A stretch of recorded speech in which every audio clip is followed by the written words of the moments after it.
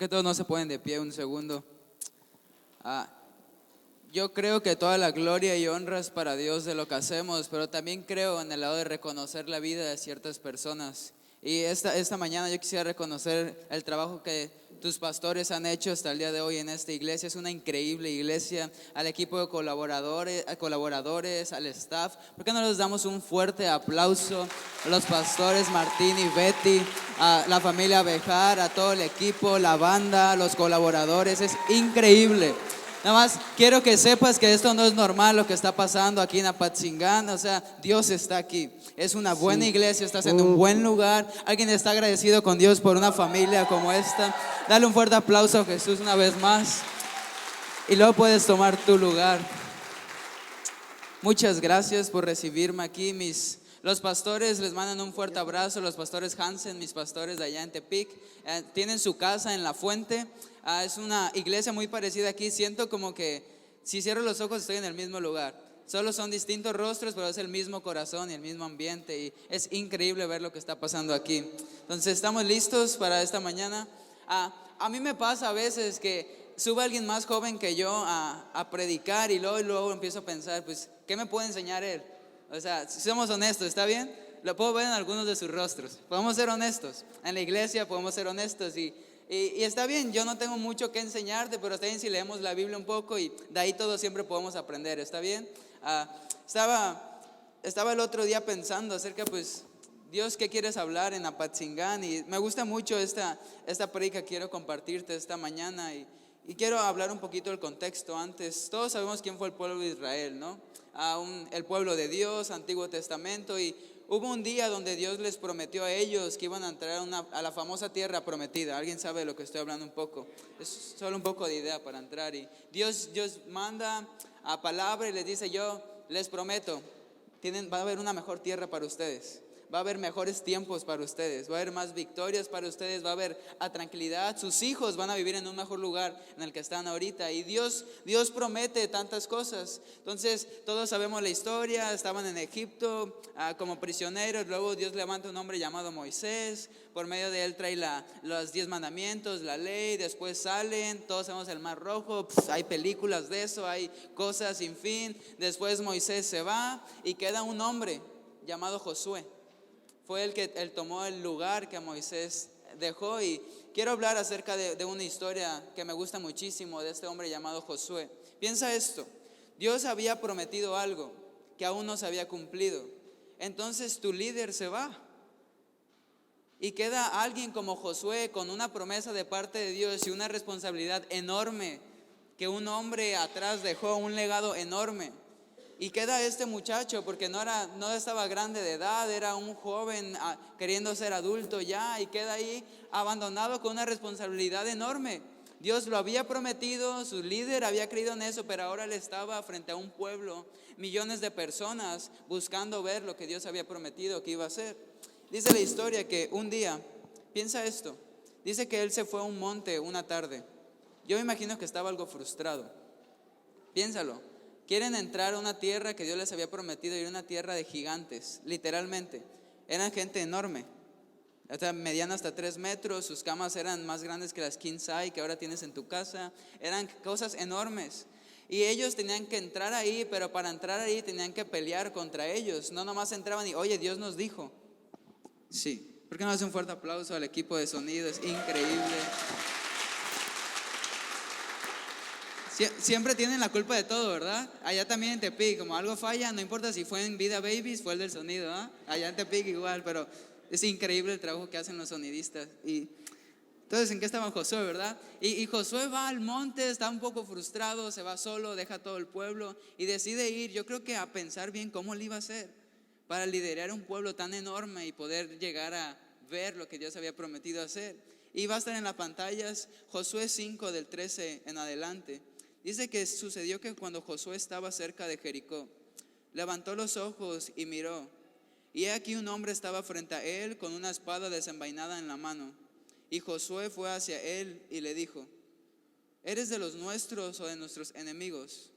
Y él respondió: no, O sea, no es lógico, ¿verdad? La historia. Piensa esto. Está Josué en un monte a solas tratando de planear una estrategia de cómo entrar a la ciudad que Dios les había prometido que les iba a dar. Y está planeando, y piensa esto, si tú estás a solas y eres el líder de un ejército y de un pueblo y viene alguien que tú no conoces, o te quiere matar, o es alguien que quiere informarte algo para la guerra que estás a punto de tener. Entonces Josué está ahí, luego va y yo creo que se asusta un poco. No me importa quién haya sido, si hay un hombre con una espada que yo no conozco, yo le pregunto y tengo miedo, ¿me entiendes? Entonces llega y le dice, ¿estás con nosotros o estás en contra nuestra? Y le responde, no. Más bien yo vengo ahora como capitán del ejército del Señor. Y Josué se postró en tierra y le hizo reverencia y dijo, ¿qué dice mi señor a su siervo? Entonces el capitán del ejército del Señor le dijo a Josué, quítate las sandalias de tus pies, porque el lugar en donde estás es santo. Y así lo hizo Josué.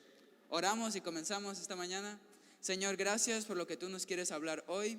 Gracias por esta iglesia tan bonita y por gente tan con un corazón dispuesto a escucharte, Dios. Yo te pido que nos hables directamente a cada uno de nosotros y que podamos salir de este lugar sabiendo, Dios, que algo pasó en nuestros corazones. En el nombre de Jesús, todos gritaron amén y amén. ¿Eres de los nuestros o de nuestros enemigos?, le pregunta Josué. ¿Alguna vez youths o mamás aquí van a estar de acuerdo conmigo? ¿Nunca se han peleado con sus hermanos o algo así? Yo tengo un hermano que es un año más grande que yo, como por 15 kilos, pero un año. Entonces, si me puedes ver a mí, o sea, no tengo nada de músculo. He intentado ir al gimnasio, no me funciona. He intentado ir al nutriólogo, como que algo tengo mal en la tiroides o qué sé yo, y parezco baraja, como doy vuelta y desaparezco, ¿no? Y luego vuelvo a aparecer. Y he intentado echarle ganas, pero yo no tengo fuerza. Desde la secundaria hasta acá, después, tiempos, tengo 20 años ahorita, he tenido que ingeniármelas con mañas para que no me golpeen. O sea, y yo tengo un hermano más grande que yo. Yo sé, Jesús me ama y me sigue perdonando, pero de vez en cuando tenemos nuestros conflictos, ¿no?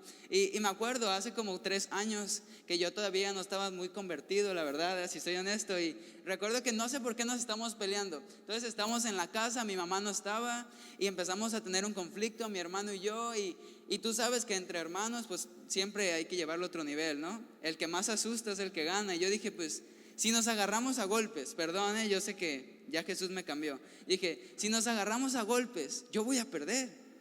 Entonces tengo que ingeniarme la manera de poder ganar esta pelea, ¿no? Estaba pensando, y el primer lugar a donde alguien como yo corre cuando se va a pelear contra otra persona más fuerte es a la cocina, porque en la cocina hay cuchillos, ¿sí?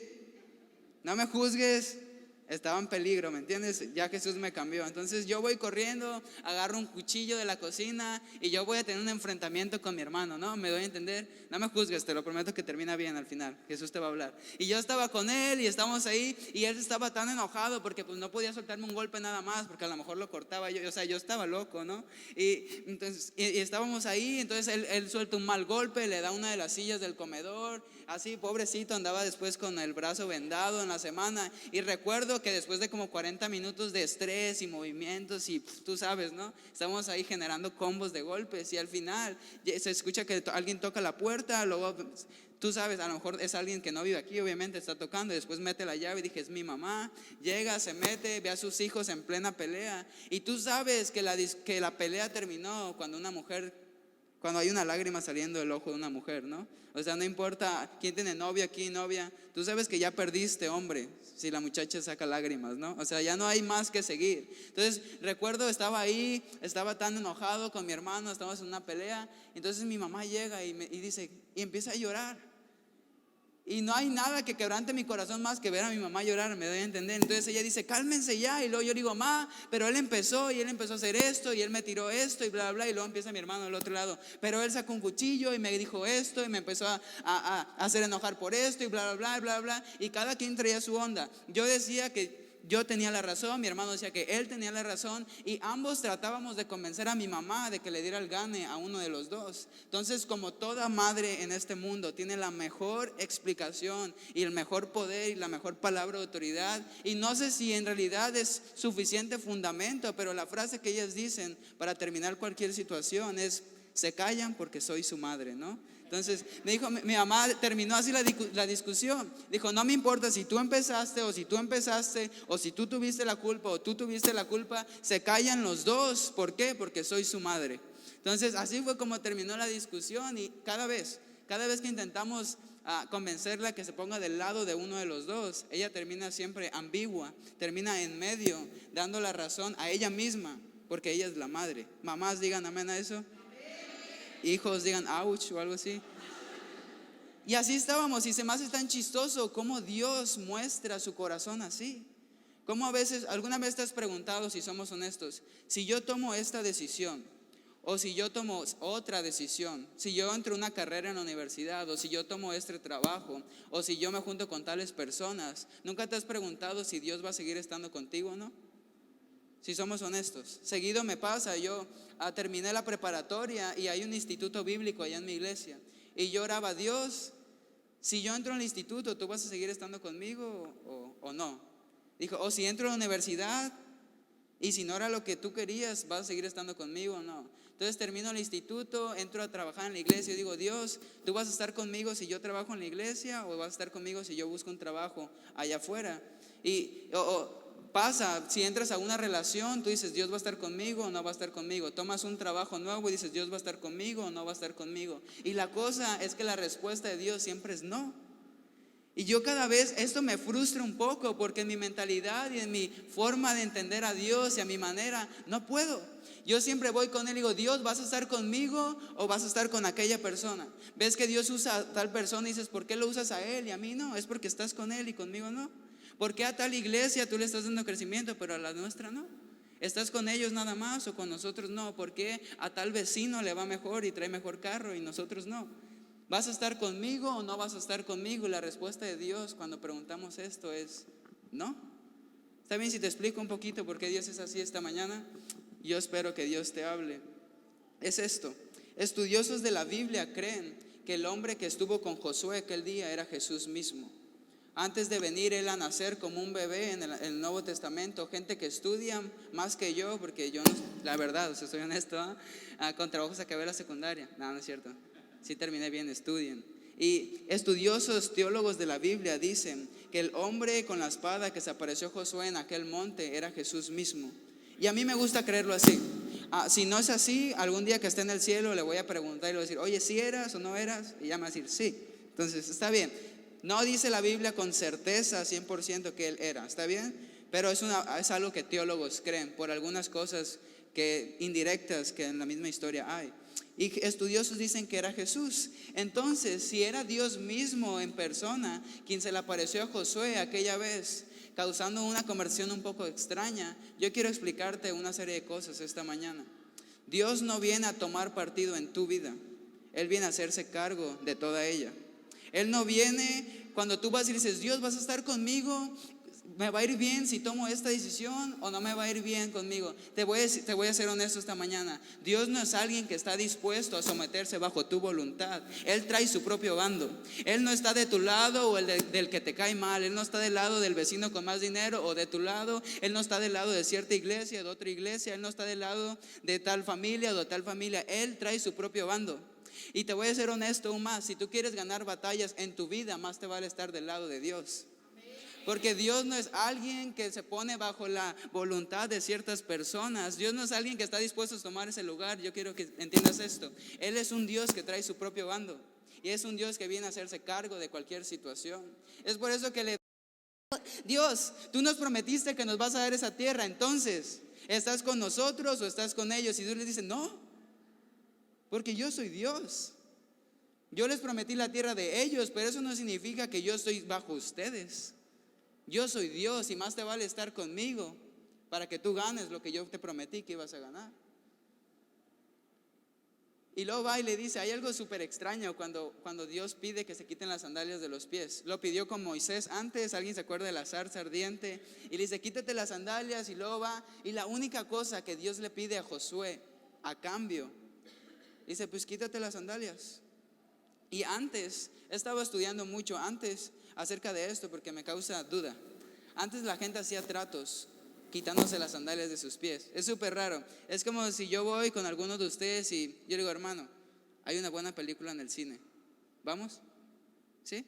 Diga que sí. Sí, quiso.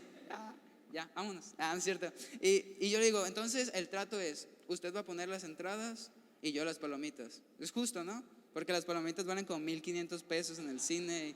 Es justo. Y usted carro, porque ahorita no traigo carro. Entonces vamos y hacemos un trato, y lo que usted hace es se quita su zapato y yo me quito mi botín. Entonces yo le doy mi botín, simbolizando que yo rendí mi derecho sobre las palomitas. Entonces literalmente le estoy diciendo, junto con mi zapato va mi dinero para las palomitas. Y usted se quita su zapato y me lo da, y lo que está diciendo es que junto con su zapato va su derecho y rinde las entradas. Y es como hacían tratos antes. Hay una historia de Ruth en la Biblia donde puedes leer algo así, y gente así lo hacía. En reinados era costumbre ceder tu derecho cuando cedías tu calzado. Entonces lo que Dios le estaba pidiendo a Josué aquella vez era que si quería ver una victoria de parte de Dios, él primeramente tenía que rendir su derecho sobre el pueblo. Yo sé que Josué era un genio en batallas, era un genio en guerra, era un líder con bastante influencia, pero nada de eso iba a ser capaz de lograr lo que solamente Dios iba a poder lograr. A lo mejor tú has creído que tienes suficiente dinero, y es chidísimo. Yo quisiera tener más dinero. Si alguien aquí no quiere más dinero, pues dénmelo a la salida o algo así, a la iglesia, denlo en el ofrendero. Pero algunos tienen demasiada influencia, pero siempre queremos más influencia. Algunos aquí tienen un buen trabajo, tienen una buena familia, tienen buena salud, tienen muy buenas cosas. Pero si somos honestos, nada de esto es suficiente cuando se trata de lograr lo que solo el Dios de los imposibles puede lograr. Y lo que Dios le estaba pidiendo a Josué era que rindiera su derecho sobre lo que Josué creía que iba a ser suficiente, para que él pudiera ver que solamente el Dios de los imposibles promete cosas imposibles, porque solo Él las puede cumplir. Y yo quiero animarte esta mañana. A lo mejor has venido aquí y tienes un problema tan grande que nada de lo bueno que tú tienes es capaz de solucionarlo. O sea, si somos honestos, Apatzingán podemos verlo así. Apatzingán es un problema porque no toda la gente viene a la iglesia, pero nosotros tenemos la solución en Vida Nueva para Apatzingán. Pero tú y yo no podemos hacer que toda la gente venga. Pero si tú y yo ponemos lo que sabemos hacer en las manos de Dios, este puede ser un imán para que gente nueva llegue cada semana. ¿Me doy a entender más o menos? A lo mejor es en tu familia. Hay un problema financiero y tu solución es trabajar más y más y más, pero nunca te has preguntado qué es lo que Dios quiere que tú hagas. Entonces tú estás diciendo que a lo mejor Dios no está de tu lado porque no te está yendo bien, pero la cosa es que a lo mejor lo que te hace falta no es ver en qué lado está Dios, si está contigo o no, sino en ver en qué lado está Dios para ponerte bajo su voluntad. Y te prometo que si tú estás bajo la voluntad de Dios, te va a ir bien. ¿Alguien está conmigo esta mañana?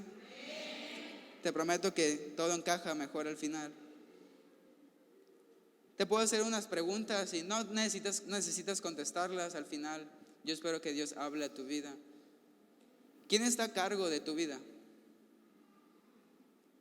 Padres de familia, ¿quién está a cargo de tu familia? ¿Quién está a cargo de tus sueños? ¿Quién está a cargo de tu futuro? ¿Quién está a cargo de tus finanzas? ¿Quién está a cargo de todas estas cosas? Porque si la primera persona que aparece en esa lista eres tú mismo, a lo mejor por eso no te está yendo bien. Yo te prometo que la autoayuda a veces no ayuda en absoluto. Juan 13, del 3 al 8. No sé si el pianista me podría ayudar y te traes al Espíritu Santo contigo. No, es que hay algo especial cuando el pianista toca, te lo prometo. Fíjate, ahorita vamos a hacer un experimento, porque ya me quedan 16 minutos en donde Dios va a hablar. Fíjate, yo puedo decir algo como: Dios te ama y Él tiene un buen plan para tu vida. Espérame, no toques, me vas a ayudar. Él tiene un buen plan para tu vida y los mejores días para Apatzingán están por venir. ¿Está bien? ¿Está bien? Algunos lo creyeron, otros no. Pero ahora vamos con piano, ¿está bien? ¿Estás listo? Dale. Dios te ama y los mejores días para Apatzingán están por venir. ¿Verdad que hay algo con el piano? Gracias. Allá conmigo siempre le digo, el pianista se llama Diego, y le digo, tú y yo vamos a predicar hoy porque él me ayuda muchísimo. Entonces, ¿está bien? ¿Está listo para predicar? Ahí quédate. Vamos a predicar. Juan 13 del 3 al 8 dice: Jesús sabía que el Padre le había dado autoridad sobre todas las cosas y que había venido de Dios y regresaría a Dios. O sea, piensa esto, el mismo Jesús que se le apareció a Josué cientos de años atrás, miles de años atrás, estaba aquí ahora en el Nuevo Testamento y dice: Jesús sabía que el Padre le había dado autoridad sobre todas las cosas. Dice: así que se levantó de la mesa, se quitó el manto y se ató una toalla a la cintura y echó agua en un recipiente. Luego comenzó a lavarle los pies a los discípulos y a secárselos con la toalla que tenía en la cintura. Cuando se acercó a Simón Pedro, le dijo: Señor, ¿tú me vas a lavar los pies a mí? Ahora no entiendes lo que hago, pero algún día lo entenderás. Y le dice Pedro: no, jamás me lavarás los pies a mí. Y le dice Jesús: si no te lavo, no vas a pertenecerme. En otras palabras, no vas a estar de mi parte. Y yo quiero explicarte algo esta mañana, y si Dios me trajo a Apatzingán nada más para animarte un poco con esto, estoy feliz así. Y es esto: el mismo Jesús que se le aparece a Josué estuvo frente a 12 par de hombres sucios, a 12 hombres pecadores, los famosos 12 discípulos. Piensa esto: está Jesús, el Hijo de Dios, frente a ti, y luego Dios mismo en persona se postra delante de ti y luego se ata una cintura frente a ti y quita y quiere lavar tus sucios pies. Piensa esto: antes las calles no eran como en Apatzingán. A lo mejor nos quejamos porque Apatzingán es un rancho que se cree ciudad, como Tepic también, pero las calles antes eran horribles. Gente no se movía en carro, gente no iba en bus, en combi, en taxi, gente caminaba, o si no iban en animales, o sea, en buena onda. De ir caminando con tus sandalias, nomás sentías cómo entraba a veces popó entre tus dedos. Eran calles sucias. Se cree que la parte más asquerosa del hombre en aquellos tiempos eran los pies. Ahorita hay pedicure y tratamiento y cosas así. Mujeres dicen amén por eso, ¿verdad? Algunos hombres, sí. El Hijo de Dios, postrado delante de 12 hombres sucios, dispuesto a lavarle los pies. Eso no es lógico. Eso no es algo que un Dios haría. Eso no es algo que un Dios que demanda santidad. No es algo que un Dios perfecto. No es algo que un Dios inimaginable, sin poder describirlo haría. Pero es algo que la Biblia cuenta, y es algo que yo he decidido creer. Y está bien si te doy un poco más de esto, y espero que alguien se emocione esta mañana. Lo lógico era que entre 12 hombres sucios limpiaran los pies de un Dios santo. Pero el Dios al que yo sirvo es un Dios santo y perfecto, que decide postrarse delante de 12 hombres sucios y lavarlos. Y está bien, espera, eso no es lo bueno de la historia. Más allá de Jesús querer lavar los pies, ¿se acuerdan que le dice: quítate las sandalias a Josué? Más allá de Jesús querer lavar los pies a Pedro y a los demás 11, Él no quería tanto dejarle los pies limpios. El proceso entre que Jesús los lavaba y los dejaba limpios, había algo en medio que a muchos se nos olvida. Para que Jesús pudiera lavarle los pies de los discípulos, ellos tenían que quitarse los zapatos. Primero tuvieron que renunciar a su derecho de que el Dios perfecto los sirviera a ellos. Y yo quiero ser honesto contigo esta mañana: tú nunca vas a poder conocer a Jesús y nunca vas a poder servir a Jesús si tú no dejas que Él te sirva primero. No podemos venir a la iglesia creyendo que Dios nos va a amar o va a hacer algo hasta que estemos perfectamente limpios. No podemos creer que Dios va a arreglar tus finanzas hasta que tú tengas dinero. No es lógico. La iglesia no es un museo de santos, es un hospital para enfermos. Dios no dijo: vengan a mí los limpios, dijo: vengan a mí los sucios. Él no dijo: vengan a mí los que ya tienen dinero, vengan a mí los necesitados. Él no dijo: vengan a mí los que ya no necesitan de mí. Dios es un Dios que estuvo dispuesto a ponerse de pie y a ponerse de rodillas delante de un mundo roto y de una Apatzingán sin esperanza y de una iglesia necesitada, para poder decir: yo soy el Dios que ellos necesitan. Escucha esto: gente rota y gente quebrada como tú y como yo, no hay otra solución que un Dios como el que tenemos.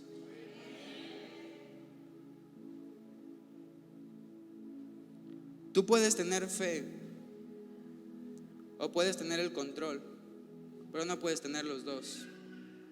A lo mejor tú has querido tener el control de tu noviazgo, de tu matrimonio. Yo no tengo novia ni estoy casado, pero yo sé que aplica, es una verdad que aplica a todo. A lo mejor tú has querido tener el control de tus finanzas. Ahorita tengo 10 minutos, voy a contarte una historia. Y a lo mejor tú has querido tener el control sobre tal persona. Papás a veces llegan a hablar conmigo acerca de sus hijos y has querido tener el control de todo. Dices, esto tiene que estar aquí, yo quiero que esto esté bien y que esto esté bien y que mi trabajo esté bien, que mi familia esté bien, que todo esté bien, que mi carrera en la universidad esté bien, mis estudios, mi vida, bla, bla, bla, bla, bla, bla. Tú puedes tener el control de todo eso, o puedes tener fe para poner el control en las manos de Dios y que Él haga lo que a Él le toca hacer. Pero escúchame, no puedes tener los dos. No puedes tú tener el control de algo y esperar que Dios lo tome. O se lo entregas a Él o haces lo mejor que te toca hacer. Y yo te prometo que si tú das lo mejor que tienes, nunca va a dar el mismo resultado que si lo pusiste primeramente en las manos de Dios. Y te voy a explicar un poco más eso. Está bien si te cuento un poquito de mi historia. Y yo llevo 6 años yendo a la iglesia en Tepic. Tengo 20 años ahorita, cumplo 21 en julio y estoy feliz con lo que tengo y estoy feliz con mi familia, estoy feliz. O sea, si yo no tuviera nada más de parte de Dios hasta que yo me muera, muero feliz. Porque mi mayor regalo es ya nomás conocerlo, me doy a entender, es buenísimo. Estoy agradecido por la fuente allá, por iglesias como esta, como hay algo ahí. Me acuerdo, yo llegué, yo tenía una familia increíble, era como, alguna vez han entrado a esas casas donde hay un cuadro familiar y ya como, mira, y al estar, son presumibles, ¿no? Es la palabra. Yo era así, o sea, entrabas a mi casa, había foto de la familia, mi hermano, mi mamá, mi papá y yo, el perrito, todo. Era típica casa, entrabas, pantalla súper chida, una sala cómoda, venían amigos, era presumible. O sea, gente entraba y decía, wow, yo quisiera tener una familia como la tuya. Y yo, no, pues, suerte. Y cosas así, ¿no? Y recuerdo, llegamos a la iglesia y yo dije, pues todo nos va a ir mejor. O sea, si ahorita nos estaba yendo bien, ¿cómo no nos va a ir mejor ahora que estamos en la iglesia? Yo pensaba, mi lógica. Entonces recuerdo, llegamos súper bien, mi familia involucrada, mis papás amaban ir a la iglesia y de repente así como se nos salió del control. El matrimonio de mis papás empezó a frustrar un poco y algunos me entienden con esto. Y todos pensamos, pues es normal. Escuchas gritos allá, gritos acá, es normal, todos los matrimonios se pelean. O sea, es normal. Pero se fue a otro nivel. De vez en cuando yo veía a mi mamá llorar y yo decía, no, pues algo no está bien, no está bien.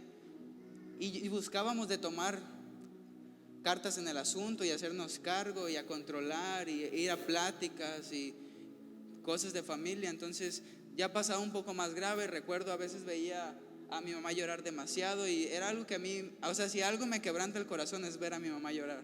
O sea, yo no puedo verla llorar y no buscar cómo aliviar ese dolor. Entonces la veía súper deprimida.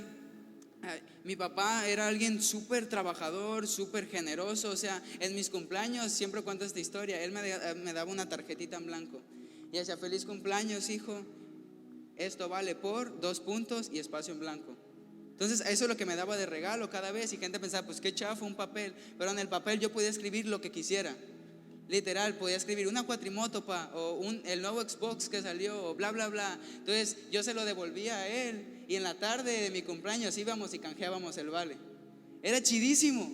Ahorita ya no, pero era chidísimo. Y yo decía, es increíble, pero todo empezó a desboronarse poco a poco. Recuerdo, mi papá tardaba 2, 3 días sin llegar a la casa. Llegaba, olía mal, se veía mal. Y así empezó a lo largo de 3 años. Recuerdo que había veces que mi papá no llegaba en una semana a la casa. Yo veía desde mi cuarto llegar un hombre al fondo con una maleta en su hombro. Llegar, vaciar ropa sobre su cama, agarrar ropa limpia e irse, y no sabía cuándo iba a volver a verlo. Dejó de dar dinero a la casa, dejó de preocuparse por nosotros, dejó de hacer muchas cosas que para mí eran necesarias. Tanto así que en meses no lo vi. Tanto así que mi hermano y yo tuvimos que cambiarnos de casa 4 veces en un año solos, junto con mi mamá. Llegábamos a salir con solo bolsas negras de la casa después de que mi papá llegaba sin sus 5 sentidos a corrernos del hogar.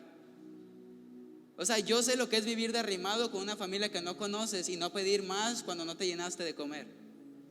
Yo sé lo que es ya no tener quizás donde dormir y nomás andar con tu bolsa negra con ropa, salir con unas cuantas maletas, después de que un matrimonio que yo creía que era admirable se derrumbó. Yo sé lo que es ir a la escuela con solo 5 pesos porque ya cobran 2.50 el camión, ida y vuelta, tener hambre quizás, pero tratar de echarle ganas para mantenerlo, ¿me entiendes? Yo sé lo que es vivir eso, y todos tenemos situaciones difíciles. Yo no menosprecio tu problema ahorita o tu situación ahorita, pero es lo que a mí me tocó vivir. Entonces el héroe que yo tenía, que era mi papá, empezó a esfumarse junto con mi familia. Mi hermano cayó un poco en depresión, hacía cosas un poco raras. Yo me encerré en mi propia burbuja. A mi mamá no le quedó otra más que trabajar todo el día. Literal, yo me levantaba, ella no estaba, volvía a la noche y ella estaba dormida porque mañana se levantaba temprano. Perdimos comunicación, perdimos esperanza, estábamos quebrados. Y yo recuerdo una vez, yo sabía que mi papá no andaba bien. Yo sabía que cayó en el mundo de drogas. Era súper feo de tener 2 carros en casa, ya no había ninguno. Andábamos buscando cómo hacerle. Seguido llegaba por cosas del hogar, se las llevaba, las vendía, qué sé yo. Y recuerdo un día, después de 3 años de puras broncas, puro sufrimiento. Recuerdo un día que fui al servicio allá en La Fuente, en Tepic, y predicó el pastor Diego, increíble. No recuerdo de qué habló bien, pero yo supe, Dios está aquí. Yo dije, hay esperanza aún. Dios puede hacer algo en el matrimonio de mis papás. Yo dije, Dios hace cosas imposibles. Entonces llegué después del domingo, yo llegué, cenamos lo que había, nos dormimos. Y yo recuerdo que como a las 12 de la noche me despierta alguien meneándome los pies. Entonces entre sueños y no, yo abro mis ojos y era mi hermano al borde de la cama y me dice, Alvin, levántate y ponte una chamarra porque tenemos que irnos al hospital. Y yo me levanto asustado, voy al cuarto de mi mamá, ella también está cambiando. Y dije, pues al menos ella está bien. Estaba con lágrimas en sus ojos. Y tú sabes que ir al hospital a medianoche no es algo bueno.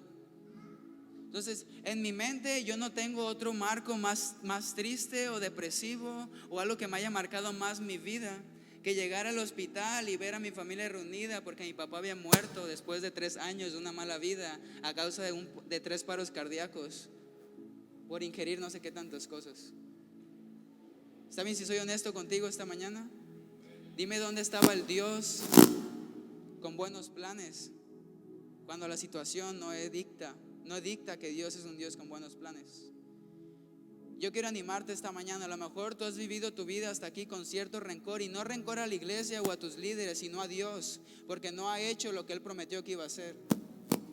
Y tú vienes y dices, Dios, pues qué clase de Dios eres, que nada más estás allá sentado en tu trono, viendo cómo el mundo sufre, viendo cómo mi economía sufre, cómo mi familia sufre, cómo mis papás sufren, cómo mi matrimonio sufre, cómo hay tantas cosas malas. Y yo te quiero ser honesto esta mañana. Si tú pones lo que a ti te causa sufrimiento bajo las manos y el control de Dios, Él está dispuesto a aliviarlo. Solamente es cuestión de pensar esto. Está bien si te cuento cómo me ha ido hasta el día de hoy, y te lo digo con completa humildad. Mi mamá no estudió. Mi hermano y yo estábamos destinados a caminar una vida de sobrevivencia, a trabajar para sobrevivir, para mantener a mi mamá, para echarle ganas. Yo iba a dejar la prepa, estaba estudiando la prepa, la iba a dejar para meterme a trabajar, y también mi hermano. Y Dios fue fiel. Mi mamá no tenía ningún trabajo, nadie le daba un salario digno, era horrible el salario. Nos alcanzaba para vivir derrimados con otra familia y apoyar un poco a la economía. Y ahora estoy aquí. Mi mamá ahora es jefa del trabajo en donde está. Mi hermano en 1 año más termina la universidad. O sea, piensa esto. A lo mejor yo no tuve un padre que me enseñara tantas cosas que un hijo quisiera aprender, pero yo tuve una iglesia hermosa. A lo mejor yo no tuve las cosas que un joven hubiera querido tener, pero yo tuve a Dios más cerca ahí. Tuve un Dios. A lo mejor yo creía que Él estaba lejano, pero aún en medio de la lejanía yo encontré la cercanía con un Jesús que no se fue junto a lo material. Y yo estuve con Él. Y piensa esto, ahorita estoy al frente de un grupo de jóvenes increíble. Estoy trabajando en la iglesia de mis sueños. Yo siempre digo esto, es broma, no te ofendas. Yo digo, si no fuera cristiano, yo trabajaría ahí por tan buenos jefes que son. se preocupan por mí, por mi familia. Mi mamá, llena el corazón ver a mi mamá cada domingo con sus manos levantadas. Mi hermano es el baterista de la iglesia, y poder ver que yo tengo una casa en donde la presencia de Dios está, en donde a lo mejor pasamos por un hueco en nuestras vidas, pero a la vez, escucha esto, las broncas y los problemas y los enfrentamientos que tú vas a tener a través de la vida te sirven para poder tú entender que el control siempre debe estar en las manos de Dios y no en las tuyas. Porque a lo mejor tú has querido buscar lo bueno para tu vida, has querido buscar lo bueno para tu familia, has querido, piensa esto: ¿qué padre no quiere cosas buenas para sus hijos? ¿Quién no quisiera ver a sus hijos con una carrera, verlos triunfando? Ahora piensa esto: ¿cuánto más no quiere Dios para ti? Los planes de Dios, aunque tú pienses que los tuyos son buenos, los de Él son mejores. Y a lo mejor tú has querido obtener lo bueno en tus propias fuerzas, pero yo creo en un Dios que nos lleva de lo bueno a lo mejor. Y lo mejor está todavía en un futuro. Porque yo te garantizo esto: yo confío en que los mejores días para Tepic, para Apatzingán, para la iglesia en este lugar están por delante. Hay más victorias por alcanzar, hay más cosas, más gente nueva que va a llegar a este lugar, más visión, más planes, más proyectos. Piensa esto: Dios es un Dios que así trabaja. Él guarda lo mejor para el final. Entonces yo estoy completamente seguro de que si yo decido creerle a Dios, y si yo doy pasos de fe en mi vida, si yo le suelto todas las áreas de mi vida, si yo le confío en mi familia, en un futuro yo la voy a ver mejor. Y yo voy a ver cómo el Dios que prometió lo imposible, ese mismo Dios de los imposibles, lo cumplió. Y voy a poder decirle a los demás: miren, ese mismo Dios que me salvó a mí, ese mismo Dios que proveyó para mí, ese mismo Dios que estuvo ahí, también está para ti. Y la garantía que yo tengo de un futuro bueno es que Dios fue bueno en el pasado y sigue siendo bueno hoy. Y eso significa que va a seguir siendo bueno el día de mañana. ¿Alguien le emociona eso? Tenemos un Dios bueno. Tenemos un Dios bueno. Y Él nomás está dispuesto. Piensa así: yo me imagino un Dios tan bueno, que mucho más allá del Dios lejano que muchos pintan, la primera imagen que yo tengo en mi cabeza es un Dios puesto de rodillas delante de ti, esperando que tú seas el control de tu situación para que Él la limpie. Entonces esta mañana, ¿por qué todos no nos ponemos de pie?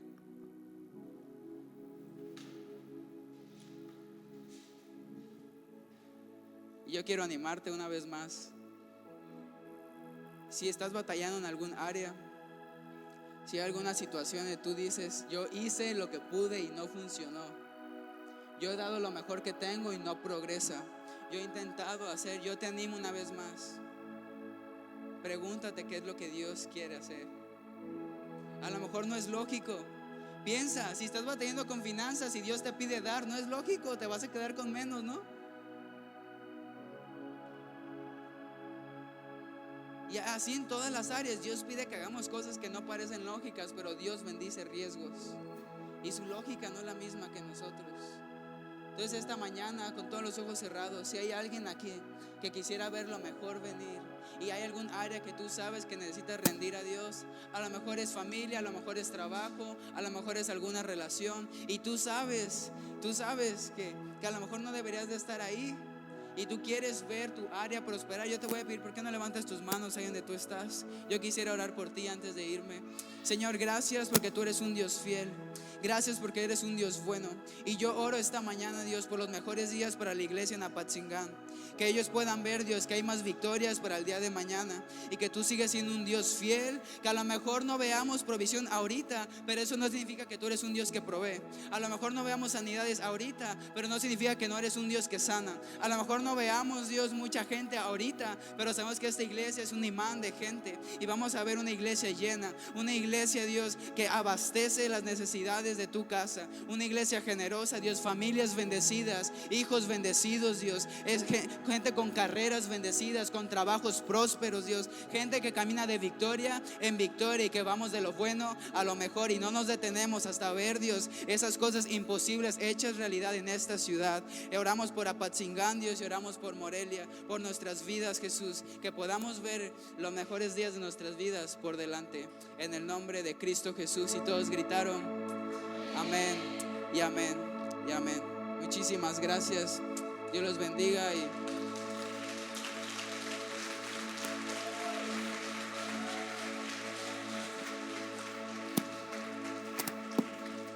Amén. Wow. Qué increíble es nuestro Dios. Yo quiero que te vayas con todo esto a tu casa, que no lo deseches, guárdalo en tu corazón, átalo en tu corazón y piénsalo todo este día en tu casa, medítalo con tu familia. Tenemos un Dios bueno. Si estamos de su lado, nada estará mejor que si estuviéramos fuera de Él. Con Él estamos seguros. ¿Cuántos dicen amén? Bendecimos la vida de Alvin y gracias por estar con nosotros, Alvin. Te agradecemos, honramos lo que Dios ha hecho contigo, honramos lo que Dios seguirá haciendo contigo. Creo que es el comienzo de los mejores años para tu vida. Creo que en un futuro hay algo que ni siquiera lo que has imaginado es superado. Lo que vendrá seguramente ni siquiera sabes por dónde vendrá, pero te sorprenderás de la gran gracia que Dios pondrá en ti en los próximos años. Bendecimos tu vida, Alvin, en el nombre de Cristo Jesús. ¿Por qué no dan un aplauso otra vez a Alvin que estuvo con nosotros? Amén. Gracias. Wow. Amén. Antes que te vayas, antes cantamos un canto para irnos a casa todavía llenos de la presencia de Dios. Solamente una información súper rápida. Si ya llenamos un camión para Efecto, ¿cuántos van a ir a Efecto? Eso. Queremos llenar un segundo camión para Efecto. Así es que todavía hay entradas, un poquito más caras, pero todavía hay entradas, se están agotando. El pastor Andrés dijo que están agotándose súper rápido. Así es que anímate al final de la reunión con Obed para mayor información. ¿Cantamos, iglesia? Amén. Sí. Bueno. Siempre pasa. Es culpa de Uriel. No se crean. Nos despedimos cantándole a Dios una alabanza, ¿sí? Pero hay que hacerlo mucho mejor que como lo hicimos hace rato, ¿va? Entonces vamos a hacerlo, vamos a cantar Por Siempre Cantaré, pero bien fuerte. Así conmigo. Eso.